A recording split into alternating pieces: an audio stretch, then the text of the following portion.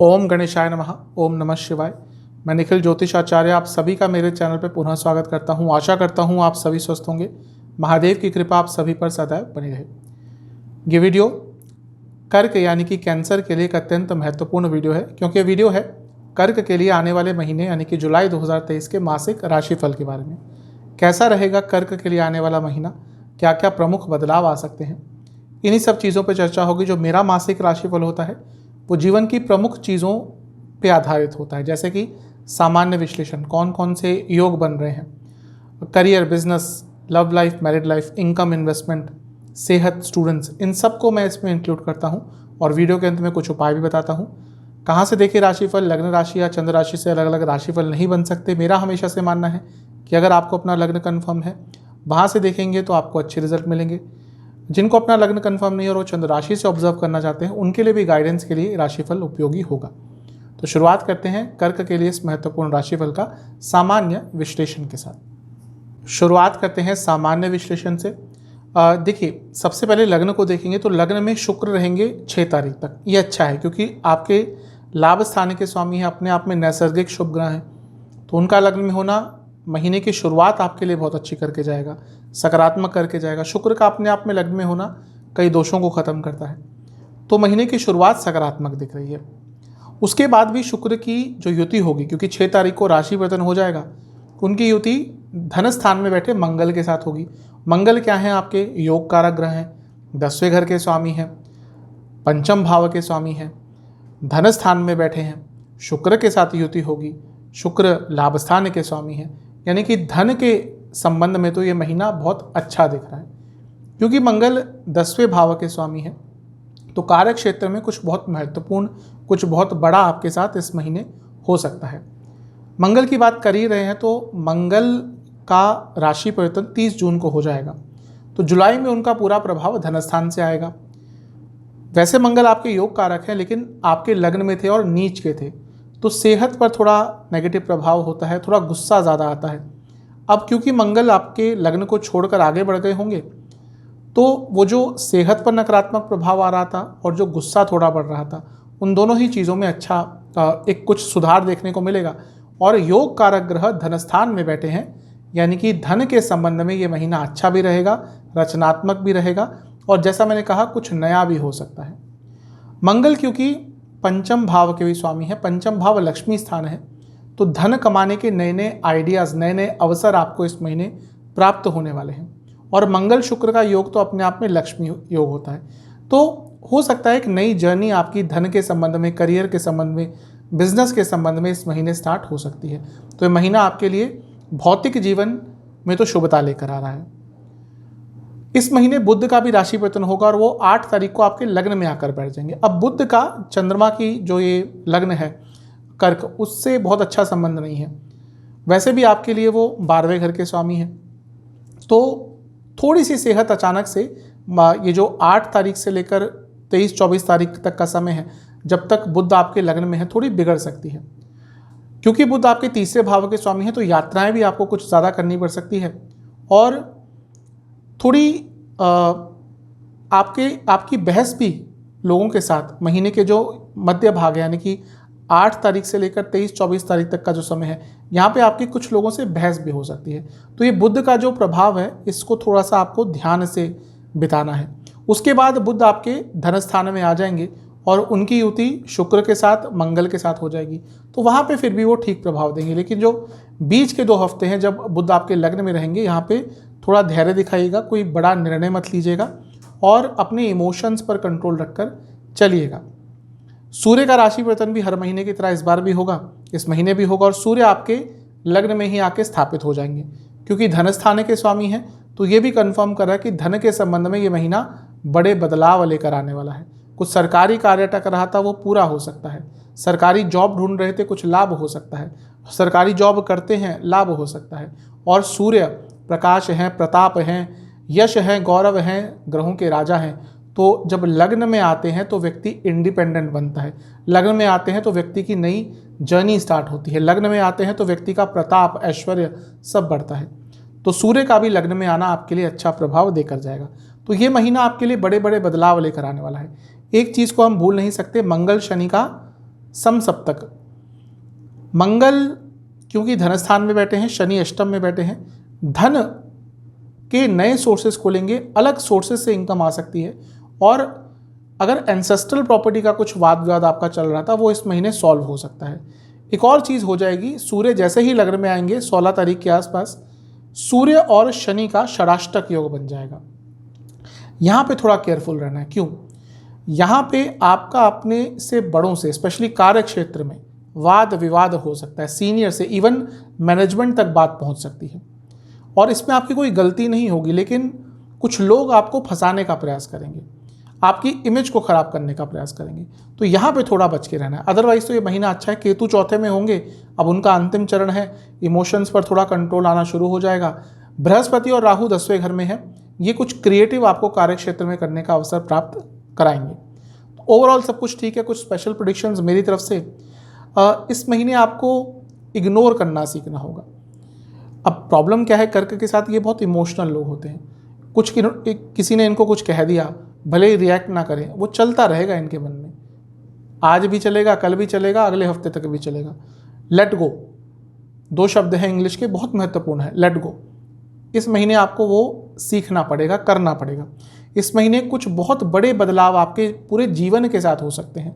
धन अवश्य आएगा, लेकिन थोड़ा स्लोली आगे बढ़िएगा।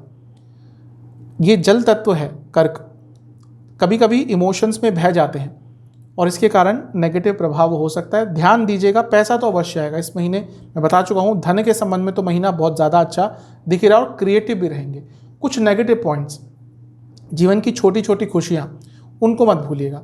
वो अपने माँ बाप के साथ रहना हो, उनके साथ समय बिताना हो, भाई बहन के साथ हो, दोस्तों के साथ हो, इन सब चीज़ों पर भी ध्यान दीजिएगा, क्योंकि ये भी बहुत महत्वपूर्ण चीज़ें होती हैं। और अपनी मेंटल हेल्थ का भी ध्यान दीजिएगा। अगर इन चीज़ों को अवॉइड किया तो थोड़ी नकारात्मकता जीवन में आ सकती है।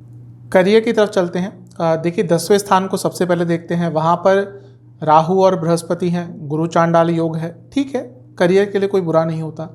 10वें भाव के स्वामी मंगल धन स्थान में है, योग कारक भी हैं आपके, अर्थ त्रिकोण में भी हैं, ये भी ठीक है। सब कुछ ठीक है, लेकिन प्रॉब्लम क्या है? देखिए शुक्र वक्री हो रहे हैं इस महीने के अंत में आते आते, यानी कि 23 या 24 जुलाई के आसपास। और शुक्र लाभ स्थान के स्वामी हैं और शुक्र ऑफिस पॉलिटिक्स के कारक भी हैं। इस महीने आपके साथ ऑफिस पॉलिटिक्स हो सकती है और आपको कई ऐसी चीज़ों का भी पता चलेगा जिसके बारे में आप एकदम अनसर्टेन थे, आपको पता ही नहीं था या आपका ध्यान जाता ही नहीं था। ऐसे लोग, ऐसे कलीग्स जो आपके सामने बहुत अच्छा बनते थे, इवन आपके जो इमीडिएट बॉसेस हैं, आपके जो आपके ग्रुप के, आपके टीम के जिनको लीडर्स कहते हैं, या फिर आपके प्रोसेस के जो लीडर्स हैं, उनका भी एक असली चेहरा आपके सामने आ जाएगा। आपको ये लगने लगेगा इस महीने कि आप गलत लोगों पर ट्रस्ट करते हैं और कहीं ना कहीं आपके लिए अच्छा भी होगा। क्यों? ये जो कर्क वाले लोग होते हैं बहुत इमोशनल होते हैं और बहुत लेड बैक भी होते हैं। इनके लिए चेंजेस लाना बहुत मुश्किल होता है, इसीलिए जब इनको थोड़ा झटका सा लगता है तभी जाके ये बदलाव कर पाते हैं। तो एक तरह से थोड़ा ऑफिस पॉलिटिक्स आपको तंग अवश्य करेगा, लेकिन वो आपको जगा कर जाएगी कि हाँ, आप गलत चीज़ों पर निर्भर थे, आप गलत लोगों पर निर्भर थे और अब कुछ बदलाव लाना पड़ेगा। इसलिए महीना कर्क के लिए कार्य क्षेत्र में अच्छा होगा। कुछ हार्ड लेसन्स आपको प्राप्त होंगे, लेकिन करियर की एक नई डायरेक्शन के लिए बहुत महत्वपूर्ण होंगे। शनि अष्टम में वक्री होकर 10वें घर को देखेंगे, यानी कि कार्य क्षेत्र में कुछ बहुत बड़े बदलाव आपके साथ इस महीने में आ सकते हैं, क्योंकि 10वें भाव के स्वामी धन स्थान में होंगे। तो इनकम तो आपकी बढ़ने वाली है। जॉब चेंज भी आप करने के बारे में सोच रहे थे तो हाइक के साथ, सैलरी इंक्रीज के साथ आपको वो भी प्राप्त हो सकती है। तो महीना वैसे सब कुछ ठीक दिख रहा है, लेकिन जो चीज़ें मैंने कही वो बहुत महत्वपूर्ण है। जैसा मैंने कहा, कुछ हार्ड लेसन्स मिलेंगे, लेकिन आपके लिए बहुत महत्वपूर्ण भी होंगे। कुछ स्पेशल प्रेडिक्शंस मेरी साइड से। ऑफिस पॉलिटिक्स से बहुत बच के रहिएगा। अब आप इस महीने किसी पर भी भरोसा मत कीजिएगा। आपका कोई भले ही बहुत ही घनिष्ठ मित्र हो, बहुत ही घनिष्ठ कलीग हो, आपके बहुत अच्छे संबंध हो, वहाँ से भी धोखा मिल सकता है। इसके साथ ही अपने काम के बर्डन को थोड़ा सा ढंग से हैंडल कीजिएगा। कुछ डिले मत कीजिएगा। आप सोचिए कि चलो आज का काम कल कर लेंगे, वहाँ पे बर्डन बहुत बढ़ेगा और फिर ढंग से आप चीज़ों को नहीं कर पाएंगे। इसके साथ ही थोड़ा एग्रेशन भी इस महीने आपका कार्य क्षेत्र में रहेगा और वो आपके कार्य क्षेत्र में नेगेटिव प्रभाव डाल सकता है। तो इन सब चीज़ों से बचना है। हाँ, बदलाव बहुत आते हुए दिख रहे हैं, ट्रांसफॉर्मेशन आपके करियर में होता हुआ दिख रहा है। कुछ नई चीज़ें सीखने के लिए भी महीना अच्छा है। कुछ ऐसी चीज़ें जिनसे पूरा बचना है आपको। सबसे पहला, जो गलतियाँ कई बार कर चुके हैं इस महीने दोहराई, तो वो नज़रअंदाज नहीं करी जाएंगी। तो अपने कार्य क्षेत्र में अपने तरफ से कोई गलतियाँ नहीं करनी। और इसके साथ ही अपनी बॉडी लैंग्वेज पर बहुत ध्यान देना है। इस महीने कभी कभी थोड़ा आप भी अनप्रोफेशनल हो सकते हैं और जहाँ पे ऐसा हुआ वहीं पे नकारात्मक प्रभाव आ सकता है। तो इन सब चीज़ों पर थोड़ा काम कीजिएगा। बात करते हैं बिजनेस की। देखिए, बिजनेस के लिए सबसे पहले सप्तम भाव को देखते हैं और थोड़ा बहुत बृहस्पति की पोजीशन को भी देख लेना चाहिए। सप्तम भाव पर शुक्र की दृष्टि 6 तारीख तक रहेगी। अच्छा है, नैसर्गिक शुभ ग्रह है, लाभ स्थान के स्वामी है, ठीक है। सप्तम से अष्टम में मंगल होंगे, मंगल योग कारक ग्रह, यानी कि जो अनिश्चितताएं बिजनेस में चल रही थी कम होंगी। और मंगल क्योंकि आपके लिए केंद्र के भी स्वामी है और त्रिकोण के स्वामी है, तो सप्तम से अष्टम में एक योग कारक ग्रह का होना, यानी कि बिजनेस में स्टेबिलिटी आएगी और शुक्र की युति भी हो जाएगी मंगल के साथ, यानी कि धन तो आपका बढ़ेगा। सप्तम के स्वामी शनि वक्री होकर सप्तम से दूसरे भाव में बैठे हैं। अब ये मिला जुला प्रभाव देगा, पैसा तो आएगा लेकिन वक्री हैं, कुछ कार्य अटक जाएंगे, कुछ कार्य दोबारा करने पड़ेंगे। हो सकता है आपको कोई ऑर्डर दोबारा देना पड़े, या फिर आपने कुछ आइटम सप्लाई कर दिया, कुछ माल सप्लाई कर दिया, कोई प्रोडक्ट आपने दे दिया, फिर उसमें गलतियां निकल आए, उसमें कोई कमियां निकल आए, आपको दोबारा वो वापस लेना पड़े और फिर से उसको ठीक करके देना पड़े। यानी कि कुछ ना कुछ ऐसी चीज़ें हो सकती हैं। धन अवश्य आएगा, लेकिन हाँ, सप्तम के स्वामी वक्री होकर अष्टम में बैठे, यानी कि काम का प्रेशर बहुत रहेगा, काम बहुत रहेगा, दिन रात एक आपको करने पड़ेंगे, तो मेहनत के लिए तैयार हो जाएगा। लेकिन बिजनेस के लिए ओवरऑल कहूँ तो महीना अच्छा ही है, क्योंकि शुक्र का जो यहाँ पे प्रभाव है इस महीने के अंत में आते आते वक्री हो जाएगा, यानी कि शुक्र 23 या 24 जुलाई के आसपास वक्री हो जाएंगे। कोई ऐसी डील आपके पास आ सकती है महीने के अंत में जो बहुत लुभावनी हो, रातों रात इसमें पैसा बहुत कमाया जा सकता है। थोड़ा बच के रहिएगा, क्योंकि कोई ना कोई फ्रॉड डील, कुछ ऐसी गलत तरह की डील्स भी आपकी तरफ आ सकती हैं। तो उन चीज़ों से थोड़ा आपको बच के रहना है। लेकिन ओवरऑल ये महीना बिजनेस के संबंध में अच्छा है। कुछ स्पेशल प्रेडिक्शंस, इस महीने थोड़ा एडजस्टेबल रहेगा। इस महीने फ्यूचर के बारे में सोचकर काम कीजिएगा। इस महीने अगर आप इन्वेस्टर्स ढूंढ रहे थे तो उस चीज़ में भी आगे बढ़ सकते हैं, लेकिन आपको इन्वेस्टर्स भी ऐसे ही चुनने हैं जो आपके बिजनेस में ना केवल पैसा बल्कि कुछ और भी ऐड ऑन करें। स्लीपिंग पार्टनर्स या स्लीपिंग इन्वेस्टर्स से थोड़ा बचिएगा और इसके साथ ही अपने बिजनेस के गोल्स को भी बदलने का थोड़ा प्रयास कीजिएगा। कुछ ऐसे गोल्स रखिएगा जो आपके बिजनेस को एक नई डायरेक्शन दे सकते हैं। नेगेटिव क्या हो सकता है? इम्पल्सिव होकर निर्णय लेना, ये बिजनेस के संबंध में थोड़ा प्रॉब्लम दे सकता है। और बिजनेस की ब्रांड वैल्यू पर ज़्यादा ध्यान ना देना या गुडविल पर ज़्यादा ध्यान ना देना, ये भी बिजनेस के संबंध में एटलीस्ट नेगेटिव प्रभाव दे सकता है।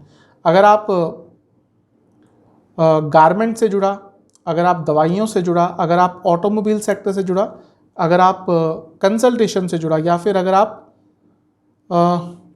एविएशन से जुड़ा कुछ भी बिजनेस करते हैं, तो आपके लिए महीना ओवरऑल तो ठीक है। चलते हैं इनकम, इन्वेस्टमेंट और एक्सपेंसेस की तरफ। जहाँ तक इनकम की बात है, ये महीना अच्छा ही दिख रहा है। कारण क्या है कि योग कारक ग्रह मंगल, जैसा मैं बता चुका हूँ, धन स्थान में होंगे। तो जब योग कारक ग्रह जिस भी भाव में जाता है उस भाव को स्ट्रॉन्ग करता है या उस भाव से जुड़े रिजल्ट अच्छे देता है। तो मंगल धन स्थान में है तो धन तो आपके पास आएगा, और शुक्र जो लाभ स्थान के स्वामी है वो भी धन स्थान में 6 तारीख को चले जाएंगे, तो अपने आप आपके लिए एक धन योग बन गया।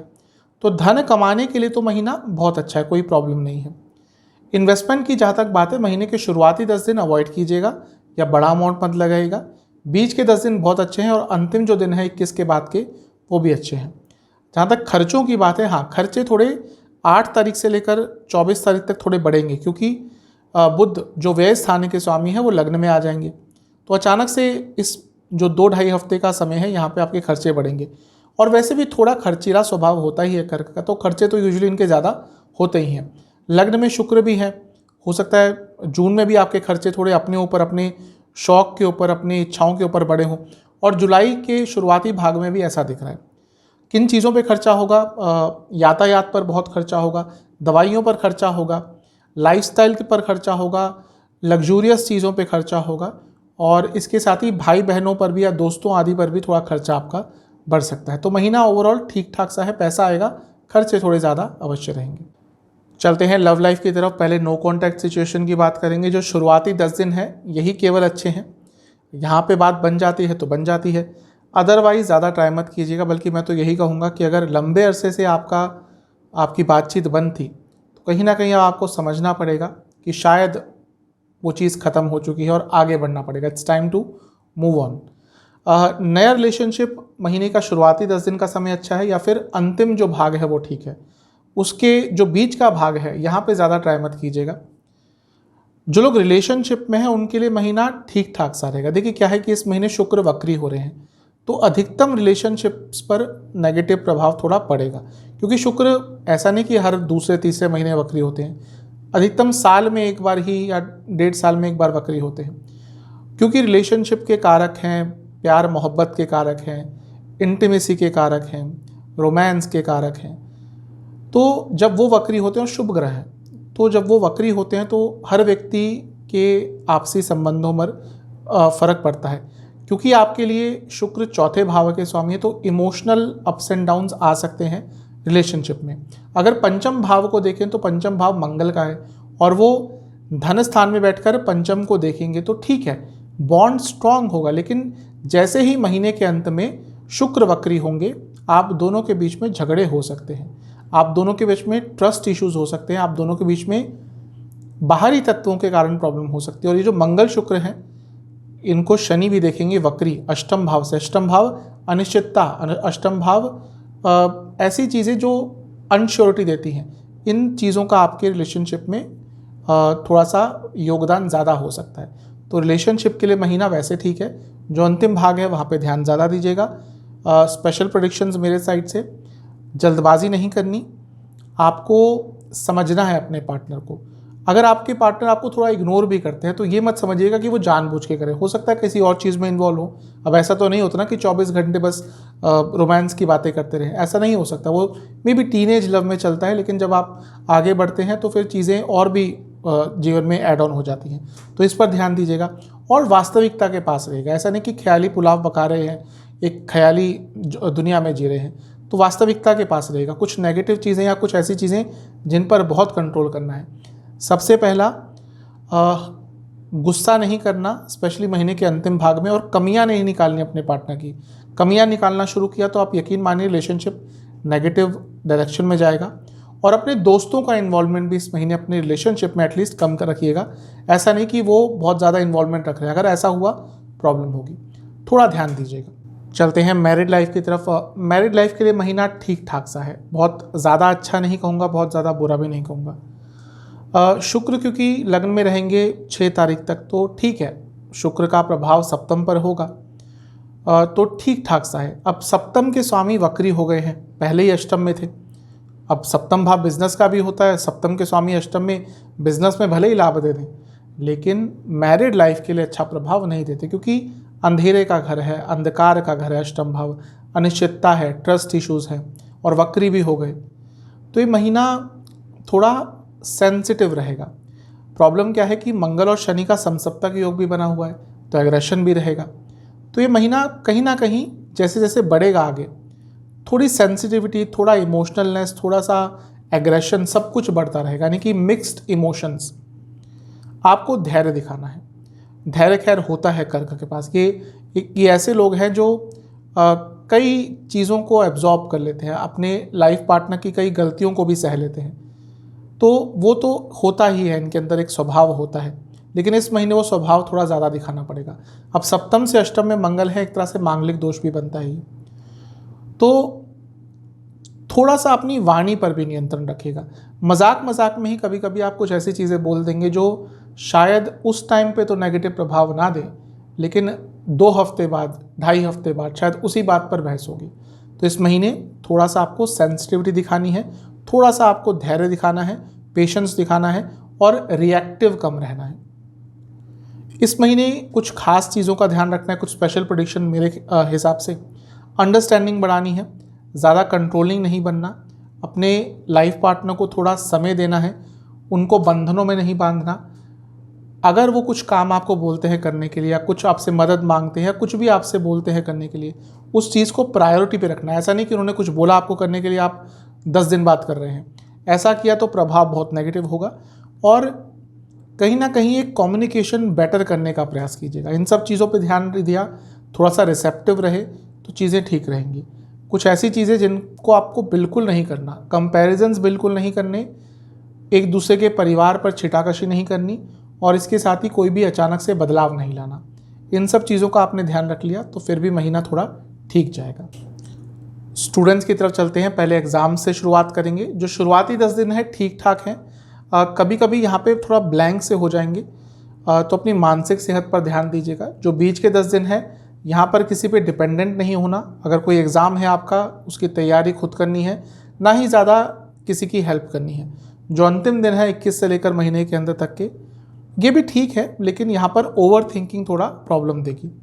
पंचम भाव स्टूडेंट्स का होता है और पंचम के स्वामी मंगल नीच की अवस्था से निकलकर इस महीने धन स्थान में आ जाएंगे और पंचम को देखेंगे भी, तो ओवरऑल तो ये महीना स्टूडेंट्स के लिए अच्छा है। क्योंकि मंगल अर्थ त्रिकोण में भी होंगे तो वह स्टूडेंट्स जो जॉब ढूंढ रहे थे उनके लिए भी अच्छा है, और ये प्रबलता और भी बढ़ जाती है क्योंकि मंगल 10वें घर के स्वामी भी हैं। तो ये महीना स्पेशली वह स्टूडेंट जो जॉब ढूंढ रहे थे अच्छा है उनके लिए। स्पेशल प्रेडिक्शंस, इस महीने नई संभावनाएं आपके लिए खुलेंगी, उनके लिए तैयार रहिएगा। ये महीना आप अपनी स्किल्स को भी बढ़ा सकते हैं। ये महीना आप उन चीज़ों को एनालाइज कर पाएंगे जो शायद आप इससे पहले नहीं कर पा रहे थे, और वो भी आपके लिए फ्यूचर प्लानिंग में मदद करेगी।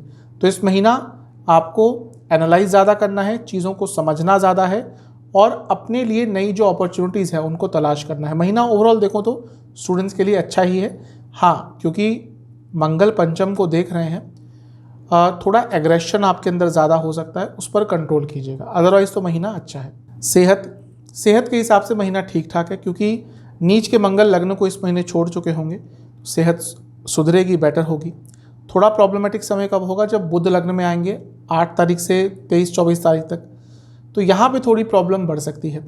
स्किन डिसऑर्डर्स, पेट की प्रॉब्लम, नसों की प्रॉब्लम, पैरों की प्रॉब्लम, ये सब ज़्यादा रहेगा। चेस्ट की प्रॉब्लम और कफ रोग तो होते ही हैं यूजुअली कर्क को, और इन्फेक्शंस भी इस महीने थोड़े ज़्यादा हो सकते हैं, या प्राइवेट पार्ट से जुड़ी प्रॉब्लम कोई तंग कर सकती है। तो इन सब चीज़ों से थोड़ा बच के रहिएगा।